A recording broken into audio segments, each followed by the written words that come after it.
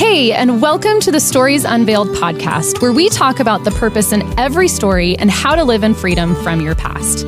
I am your host, Ashley Sears, and each episode you're invited into a conversation about real life between me and a friend.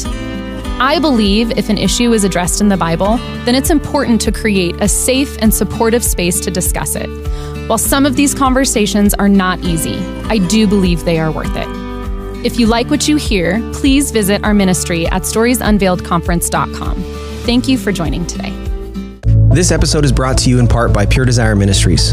Lives and relationships are being destroyed by sexual brokenness, pornography, and betrayal trauma. Pure Desire believes you were designed to live a life without sexual brokenness and the effects it can have on your future. After working with men, women, and churches for over 20 years, Pure Desire has developed a comprehensive plan to breaking free, healing relationships, and getting your life back from sexual brokenness and betrayal trauma. Through recovery and healing groups, a clinical program, and partnerships, Pure Desire is helping the church effectively address unwanted sexual behaviors, betrayal trauma, and the impact of sexual brokenness. To join a group, start counseling, or get more information, go to puredesire.org. You can take your life back from sexual brokenness and betrayal trauma. Start your journey of healing today. Vanessa MacDonald joins me for a conversation about starting over. She shares her experiences with picking up her family and moving to follow where God has led them in ministry. We chat about the struggles of getting uncomfortable, what it's really like doing ministry with kids, and how to find your people. Vanessa is a wife, mom, and incredible friend. She loves her family fiercely and brings the fun wherever she goes. She and her husband, Ricky, have been together for 22 years and have been in ministry for 10. I hope you find this conversation encouraging. Thanks so much for being here, Vanessa. Thank you. So I first want to address, you and your husband have been together for 22 years. Yes. But have you been married that long? No, because I don't think that's legal at that age. Because you're not old enough to have been married for 22 years. No. We've been married for 14 years. We started dating, but not really, in junior high.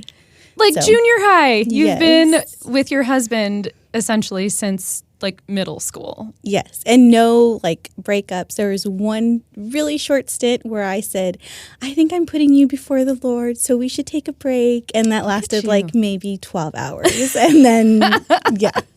So that's basically consistently 22 years. Oh my goodness, Vanessa, that is so cute. And I have seen middle school, you and your husband, and y'all were so cute. Thanks. Okay, so talk to me about, how long have you and Ricky been in ministry? It's been 10 years in full-time ministry. My husband grew up a pastor's kid, so he's always been a part of ministry in one way or another, volunteering, but actual full-time ministry, 10 years, and it was the one thing we said we would never do. And here we are 10 years later. So. And he's a worship pastor? Yes. And has he always been a worship pastor? Our in full-time previous ministry church, he was the associate pastor. Okay. Started off worship pastor and then associate pastor. The senior pastor would say they were co-pastors sometimes. Did he preach? A few times, yeah. Okay. But mainly his focus and heart has always been music. And well, he's great at it. Thank you. So, I think so too. I know. It's part of what won me over. Okay, so you said it's something that you said you would never do, being in ministry. Talk to me about that. So again, my husband grew up a pastor's kid. His whole family is basically, for I don't know how many generations, I should ask, has been in ministry. So grandparents, aunts, uncles, cousins. My husband has 2 sisters, both of their husbands. Wow. It's just in their blood. The family business kind of a thing. I don't know if that sounds bad. They're in the business of Jesus together. Yes. And so I think growing up in that, he was like, okay, I'm going to make lots of money and I'm going to support those who are in ministry and we'll volunteer, but we're not going to do that, kind of a thing. And he had a great childhood and all of that, but there's so much that goes along with being in ministry. Mm-hmm. It's different than just being part of a church. Yep. And so we were and I was like, well, I would love for us to make lots of money. Lots of money sounds great. Yes. And so if you are familiar with being in ministry, it's not a lucrative. Financially lucrative. Yeah, So, it is not. We had just kind of said, like, that's not for us. And the Lord was like, oh, no, you're going to do what I say. And we were like, okay. And we just did it. So you were like, we're not going to do it. You both were working. Is that right? Yes. You both had jobs, paying well. Was this before you had kids? Yes. Okay. So double income, no kids. Yep. Living your best life. This like a low expense life. Like we didn't have that many expenses. So we were able to just kind of do whatever we wanted, whenever we want. I mean, we worked a ton, but times still, that we weren't, yes. Living your best life. Yep. And I have a really amazing, supportive, wonderful, incredible family, and just never, ever wanted to move away from them. And my husband, not to say he doesn't have that same kind of family, but he was like, I'll, go anywhere. He did like an internship in a different state. It was my senior year because he's a grade ahead of me.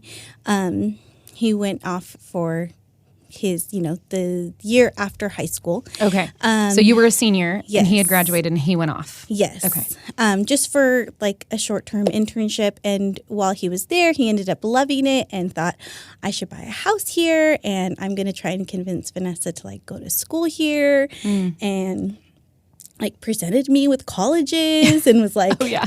I'm going to buy a house. And I know your parents, wouldn't want us to like live together, but we could, we'll find a place for you and like just all these things. He had a plan. He had a plan. He's always had a plan. That didn't involve ministry.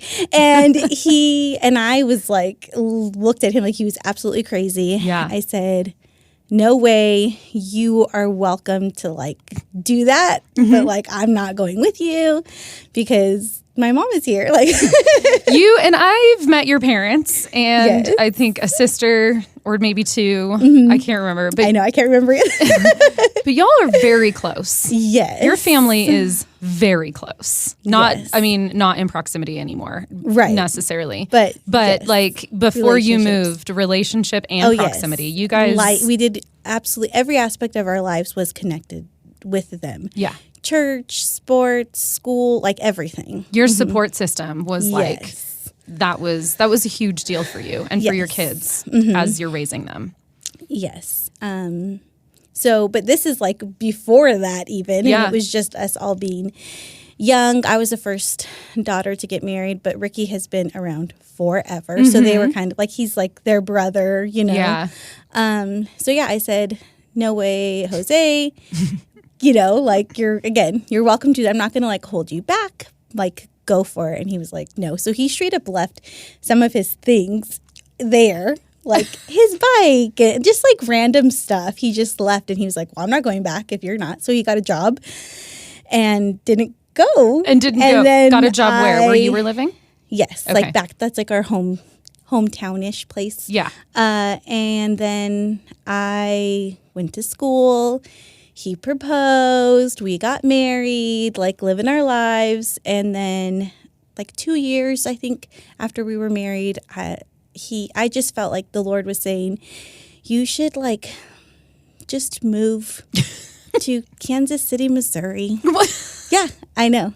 And it is That's a random place. It is where Ricky had his internship, but Okay. But we didn't go for that. That was the place you said no, you wouldn't go. Yes. Okay. Yeah, exactly. Okay. Yes. But it wasn't just like that particular like, oh, we need to go to like that church or anything like that. It was just Kansas City, Missouri. And so the Lord had kind of just been putting that on my heart, and I was like trying to shove it down. I was like, well, Ricky hasn't brought it up in a while, so like surely this is like I'm going crazy. And then I remember one time, I think we were getting ready for our first wedding, like together as a married couple. Oh, I was And like, not how many for our weddings first did you wedding. have? I would have another one just for the party. And we were getting ready, and I just remember being like, I have to tell you something, and I like did not want to tell him, and I was like, I don't know. I don't know why. I don't know how, but I feel like the Lord is saying like we should move to Missouri. And he was like, oh my gosh, I have felt this way for so long, but you said you would never leave. And so like, I chose you. And like, you know, if this is where you wanted to be forever, then we would stay right here, you know, a mile away from my parents, a mile away from your parents. Like that was going to be our life. Yes. And so once he agreed with me, I was like, oh crap, that means like we have to do it. And so he quit his job. It just worked out so beautifully that the company I was working for, they were closing down their office. And so I could have technically, you know, like transferred or found, you know, something else in the same like industry. But they kept me on, like I was one of like the last, 5 employees to kind of really shut down and wrap up that office. And so like as soon as that was wrapped up, like I said, he quit his job. We sold one of our cars, sold and gave away a ton of our things, and bought this little like, 10 by 10 trailer thing, filled that up, filled up his truck, and literally got in the car. We didn't know where we were going to live. Oh my gosh. We didn't have jobs lined up. Like just straight up went for it. Just, all right, Lord. Yeah. This has been made clear that this is where you want Ricky and I, because you've put this on both our hearts now. Yes, absolutely. And so this is what we're doing. Yeah. Didn't have kids at this point. No, no children. And I don't know. I think we've always been like from a standpoint of it's better to be uncomfortable in God's obedience than comfortable outside of his obedience. Totally. And we live... Because it'll get real uncomfortable soon if you're outside of his obedience. Yes, absolutely. So, and that wasn't even like to go into ministry. No. We straight up just went there. And we ended up starting a business. We had this like amazing little storefront that my husband and my father-in-law like completely redid. It was like so cool and modern and hip. And your father-in-law came and helped. Oh, yes. Because any move we've ever done, my in-laws have like... I know that to be true. Straight up, like they're the ultimate packers and unpackers. Like they meet us where we're at and then travel with us to the new location. So your father-in-law came and helped you open a storefront and you jumped in. Did you get a job? I was like technically like I was helping them okay. So you were this. Like working with your husband. Like but then we decided that we wanted to have children, and so I got pregnant. So your oldest, was he born? Yes. In Missouri? Yes. Okay, I don't think I knew that. And Ricky, my husband, would say, like, I had my desk, I had everything set up. I had, like, things to do. Like, it wasn't like I just sat there. But instead, once I got pregnant, it was like I just looked up baby things. You used your office at the storefront to look and register for all of the baby things. 100%. So you were a little bit bad for the business. Yeah, I mean, I was dead weight, like for sure. And we lived right down the street. We lived in this like super cute little town that has like flashing lights after 5. Like you can't buy alcohol on Sundays. Okay. I think it might have been actually a dry town? Yes. Or a dry county? Yes. Yeah. Okay. But it was just so cute, so quaint. So we could walk like to our little storefront. Oh my gosh. And we'd take our dog with us, and she was the little puppy in the window. And like it was just so wonderful. That kind of sounds amazing. Yeah, it was. But what I do know about this story, because I knew you lived in Missouri. I didn't know all of this. But what I do know about the story is it came to an end at some point. It did. Because when you moved to Boise, Idaho, you did not move from Missouri. No. So after that, then it was Colorado. And then from Colorado, it was back home where we thought, okay, God, like we're ready to be in ministry. So you were kind of just... We literally went home just to like recover from a situation and like submit to this calling on Ricky's life of being in full-time ministry. And then we went there just temporarily. We lived with my parents, and it was just going to be super short, and Ricky was going to get this amazing job in some other state, and it was going to be so great. And I hear that it seems like you guys like to move. So I feel like is not the word I would use. So you don't like it? We don't like to move, but again, it's that whole uncomfortable in God's obedience. And I don't know. I feel like life is not the word I would use. So I feel like is not the word I would use. But again, it's that whole, uncomfortable in God's obedience. And I feel like life is not the word I would use. So I feel like is not the word I would use. So I feel like is not the word I would use. I will say every time I think we kind of get comfortable and get into a groove, God's like, oh, let's mix things up because, you guys are slacking. And so, and every reason was like a little bit different from the previous one. So Colorado and then back home. And that end of Colorado was like, okay, we're done with like living, like chasing the dream of like wealth and like the American dream, yes. like have a lot of money, have a nice buy a big house by beautiful a certain home. age. Like there were so many goals that we set, like we're going to make, this by this age and we're going to buy this house before we're this age. And just that was like our focus. And God was like, all right, I want you to move to Missouri. And then maybe focus got missed or some or I don't know really what happened per se, but God was like, okay, now I'm going to move you out of there and take you to Colorado. So was Ricky's like dream place to live. The job was like kind of a dream job to him. Like there was a lot of things that were like, oh, this is where we're going to raise our family. Yeah. And Colorado's our son beautiful. was almost 1 at the time. And it was just like, we just kind of saw everything coming together beautifully. God's plan. And he was going to open up this office in this really nice part of town. And we went to go look out there and check it out and just kind of get an idea of the place and the location. And we were driving home because it was a little bit like from Fort Collins. And he just said, look, you're not going to want for anything, but I'm not going to be home for dinner. And you and the kids are going to be able to do whatever you want, but I probably am not going to be the coach of their team.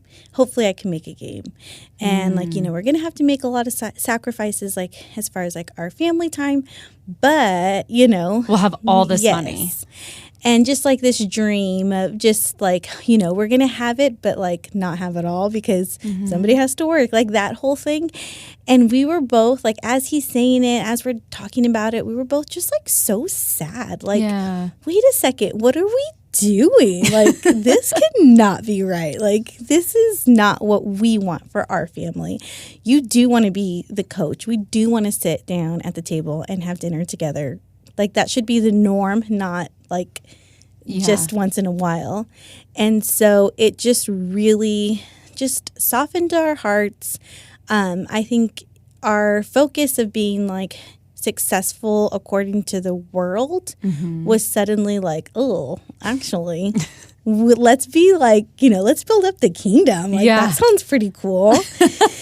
And we just really, really, both of us shifted. Together, like. Yes. And we just decided, it wasn't just like, oh, that was easy. Let's get into ministry and there was a job. But there's more to it. But we walked away from that job, which was really challenging. And there was some really lifelong relationships that were unfortunately, damaged in the process. And so we left there, came back home, and we were like, okay, let's get into ministry. And he started applying to places like all over the United States. And I don't know, again, I was just picturing this cute little quaint town and like, I don't know what's wrong with me, but a Hallmark movie. Yes, yeah, exactly.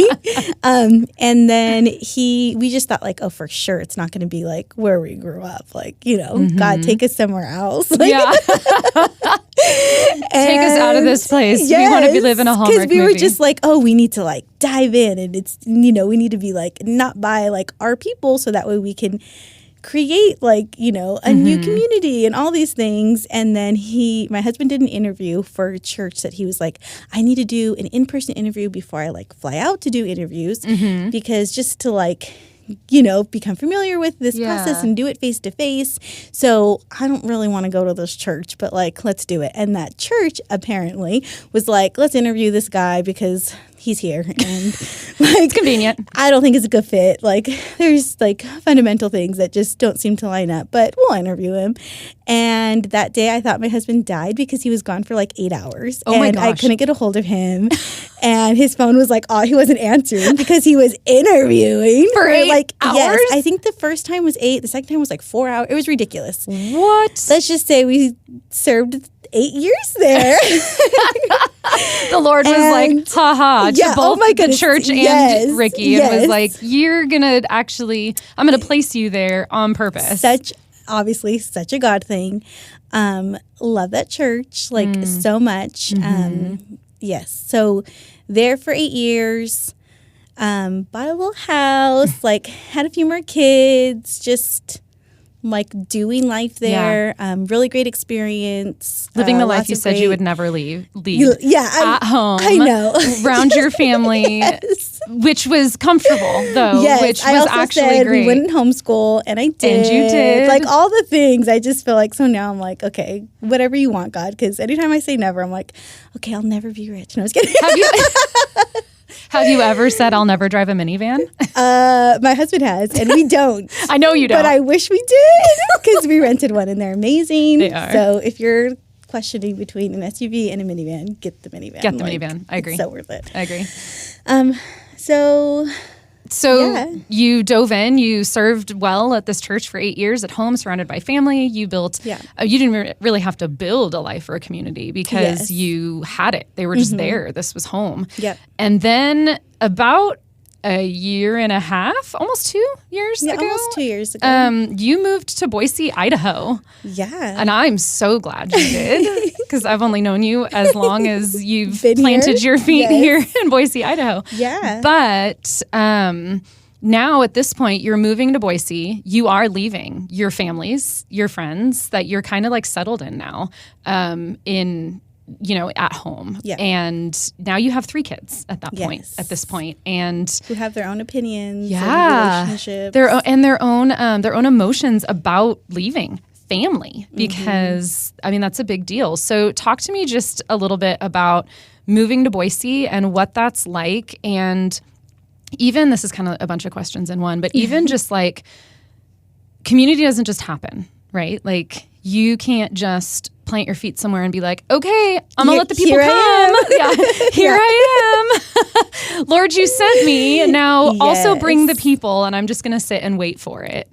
Like, what is that like doing ministry and moving for ministry with kids and finding your people in another area? Yes, I will start off by saying it's not easy, and it didn't just like happen overnight. There's definitely a process, and I think you can have like 2 different attitudes of, okay, here I am, you should include me, you should invite me, like you make me feel comfortable kind of a thing.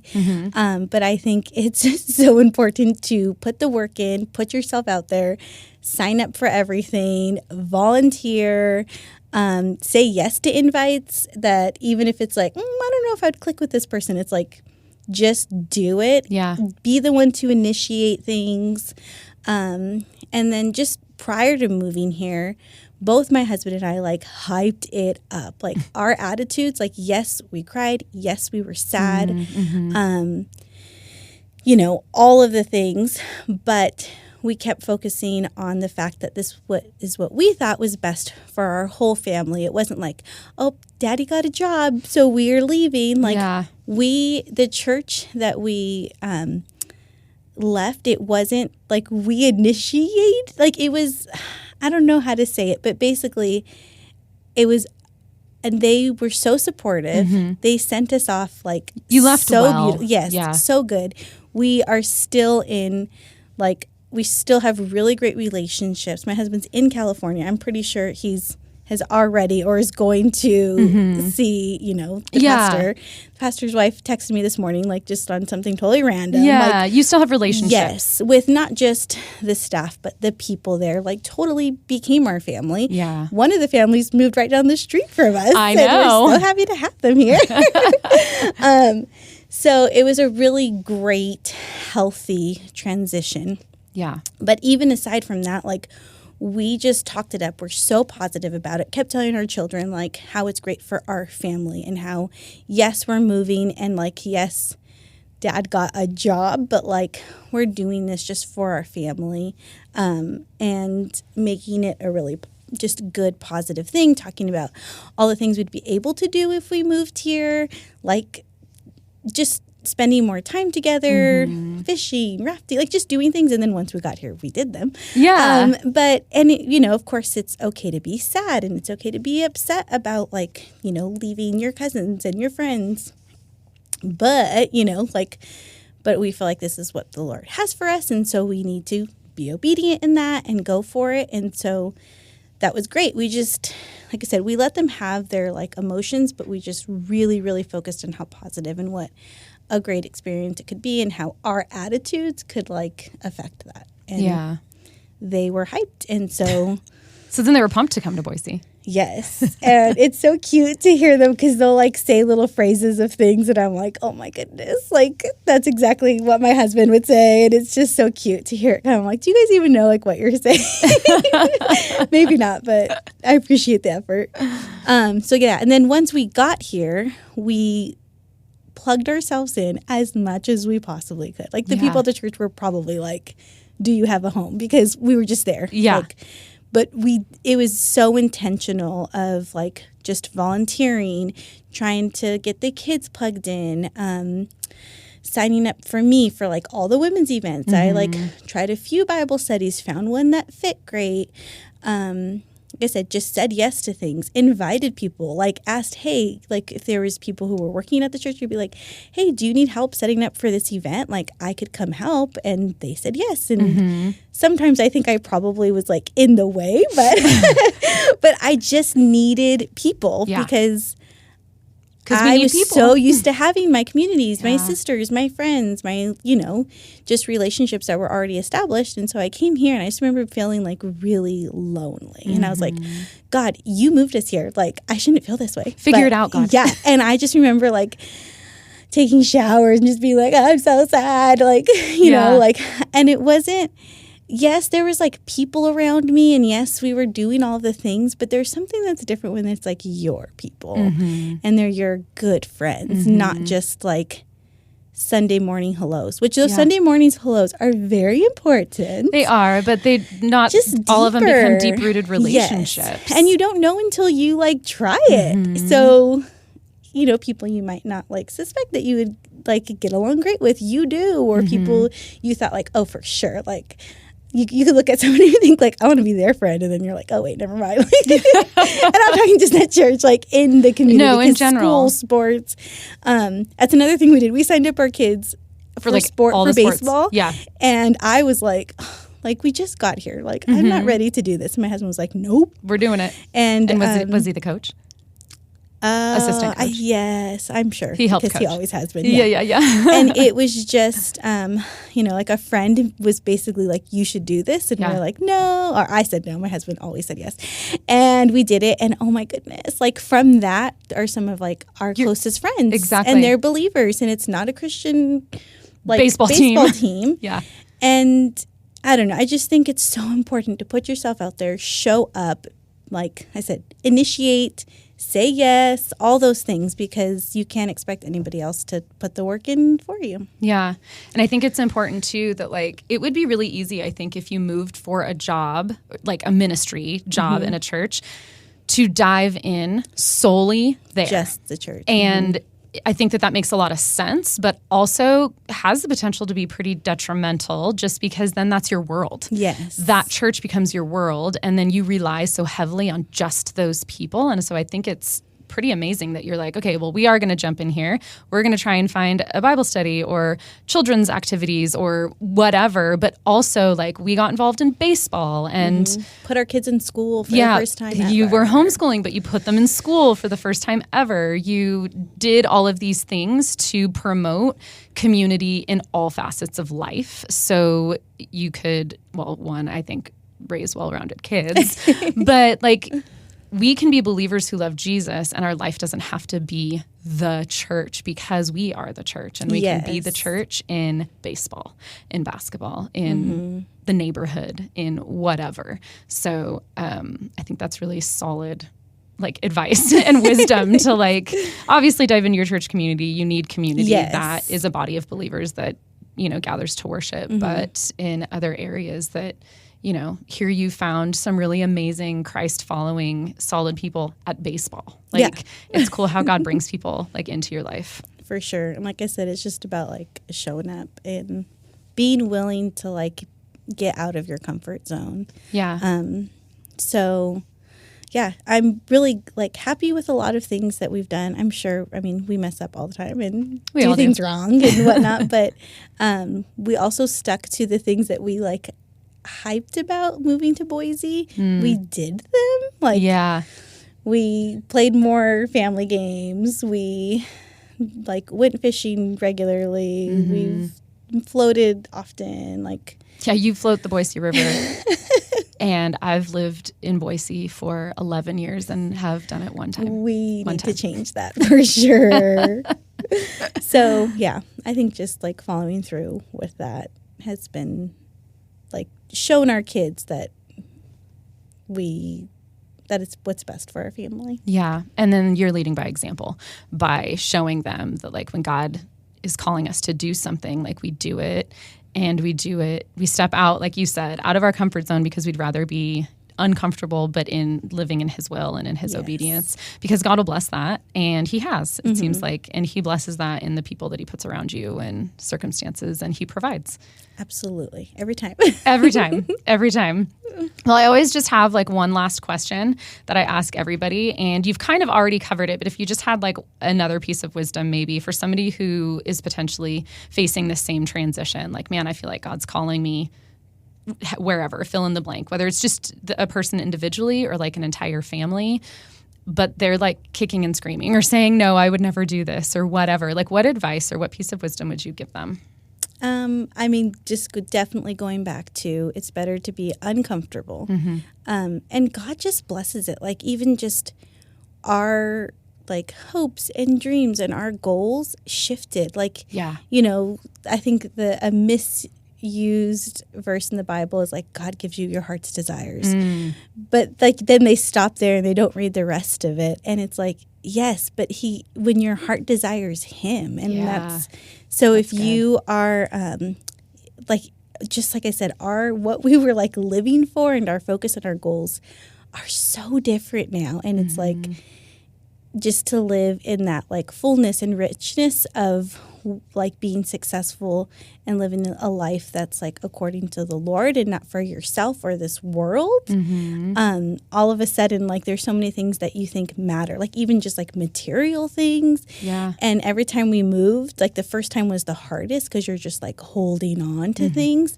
And by the end, you're it's okay if we end up with nothing, because as long as we are striving to please the Lord, then then that's when you have the joy that surpasses understanding. It's not based on your circumstances. Yeah. And it's about God and serving others. I do want to share my life verse. Please do. Because it applies to everyone all the time. Yes. Colossians 4:23. Work hard and cheerfully at whatever you do as though you were working for the Lord rather than for people. And that's just, whether that's, like I said, being in ministry or not. Because, God doesn't call everybody He doesn't call everybody to full-time ministry on staff. And if it's, you're a mom with little babies and all you do is feed and change diapers and that's your ministry. Yeah, just all of it. Whatever season you're in, I just think doing it unto the Lord, not for yourself, not for your husbands, not for your kids, not for your boss, but doing everything. And it says cheerfully. So yeah, I think, sometimes I grunt and don't want to do things and kicking and screaming, but I'm just reminded, work hard and cheerfully. I've never seen you kicking and screaming. You are literally always the most cheerful person. Always. I'm not kidding. You live that verse well, Vanessa. Thanks. Thank you so much for being on here today. I really appreciate it.